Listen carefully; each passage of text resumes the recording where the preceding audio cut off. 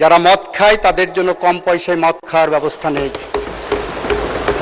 যদি বলে এই বাজেটে কি নেই, তাহলে আমি বলবো যারা সিগারেট খায়, নিকোটিন খায়, তাদের কম পয়সায় সিগারেট বা নিকোটিন খাওয়ার পথ রুদ্ধ করা হয়েছে। মাননীয় আইনমন্ত্রী জনাব আসাদুজ্জামান ঝিনাইদহ 1, আপনাকে বক্তব্য রাখার জন্য আহ্বান জানাচ্ছি। আপনার সময় 12 মিনিট। মাননীয় স্পিকার, আমরা যখন ছাত্র ছিলাম ঢাকা বিশ্ববিদ্যালয় ক্যাম্পাসে যেদিন বাজেট উত্থাপিত হতো, মিছিল বের হতো, এ বাজেট গরিব মারার, এ বাজেট মানি না, এ বাজেট বড় লোকের, এ বাজেট মানি না। এবারের বাজেটে কিন্তু এ ধরনের কোনো মিছিল আসেনি। এবারের বাজেট গরিব রক্ষা করার বাজেট ছিল। এবারের বাজেট মধ্যবিত্তের বাজেট, এবারের বাজেট প্রান্তিক জনগোষ্ঠীর বাজেট, এবারের বাজেট ব্যবসা বান্ধব বাজেট, এবারের বাজেট চাকরির সংকুলন করার বাজেট। মাননীয় স্পিকার, আর সে কারণেই এই বাজেটকে লক্ষ্য করে এবার বাজেটের সম্পর্কে সবচেয়ে বেশি যারা সমালোচনা করেন সিপিডির পক্ষ থেকে ডক্টর দেবপ্রিয় ভট্টাচার্য বলেছেন অনেক চিন্তাশীল বাজেট। এটা আমাদের গর্বের বাজেট, আমাদের চিন্তার ফসল। এই চিন্তা একদিনের চিন্তা না মাননীয় স্পিকার, এই চিন্তা বিগত প্রায় 1.5 দশক ধরে আমাদের মাননীয় প্রধানমন্ত্রী, আমাদের ভ্যানগার্ড, আমাদের প্রধান সেনাপতি যখন এক্সাইলে ছিলেন, যার প্রতিটি মুহূর্ত যখন বাংলাদেশকে নিয়ে চিন্তা করা হয়েছে, সেই চিন্তার ফসল ছিল এই budget.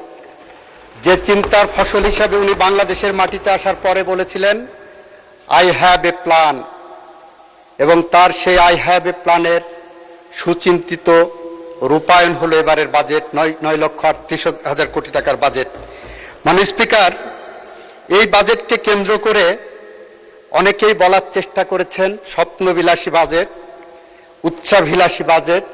Yes my lord, yes মাননীয় স্পিকার, এটা স্বপ্নবিলাসী এবং উচ্চাভিলাষী বাজেট। যে মানুষ স্বপ্ন দেখতে পারে না, সে বাংলাদেশের সামনের দিকে এগোতে পারবে না।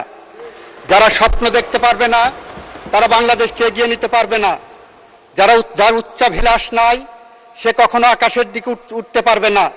আমরা সেই কারণেই এই বাজেটকে একটি স্বপ্নবিলাসী বাজেট, উচ্চাভিলাষী বাজেট হিসাবে যারা সমালোচনা করছেন তাদেরকে বলছি, আমাদের উচ্চাভিলাষ আছে এই বাজেটকে এগিয়ে নিয়ে বাংলাদেশকে একটি স্বনির্ভর বাংলাদেশ হিসাবে গড়ে তুলতে চাই। সে কারণেই উচ্চাভিলাষী বাজেট বলেন, স্বপ্নবিলাসী বাজেট বলেন, যে নামেই ডাকুন না কেন, এবারের বাজেট সমসাময়িক সময়ে বাংলাদেশের ইতিহাসের সবচেয়ে অনন্য উচ্চতায় নিয়ে যাবে বাংলাদেশকে। সেরকম একটি স্বপ্নের সোপান হিসাবে আমরা ওখানে উপস্থাপন করেছি। মাননীয় স্পিকার, মাননীয় স্পিকার, আপনাকে যদি বলি এই বাজেটে কি নেই, বা আপনার মাধ্যমে গোটা জাতিকে যদি বলে এই বাজেটে কি নেই, তাহলে আমি বলবো এই বাজেটে নেই যারা মদ খায় তাদের জন্য কম পয়সায় মদ খাওয়ার ব্যবস্থা নেই। যদি বলে এই বাজেটে কি নেই, তাহলে আমি বলবো যারা সিগারেট খায়, নিকোটিন খায়, তাদের কম পয়সায় সিগারেট বা নিকোটিন খাওয়ার পথ রুদ্ধ করা হয়েছে, বন্ধ করা হয়েছে। এটা সেই ধরনের বাজেট। এই বাজেট আমার দেশের গরিব প্রান্তিক কৃষকের কৃষি কার্ড ইস্যু করার জন্য, কৃষির ফলন বাড়ানোর জন্য ভর্তুকির ব্যবস্থা রাখা হয়েছে। মাননীয় স্পিকার, মাননীয় স্পিকার, এই বাজেটের মধ্যে আমার প্রান্তিক জনগোষ্ঠীকে অন্তর্ভুক্ত করে ফ্যামিলি কার্ডকে যতটা জনপ্রিয় ইতিমধ্যে করা হয়েছে, ফ্যামিলি কার্ডকে প্রত্যেকটা দুয়ারে দুয়ারে পৌঁছে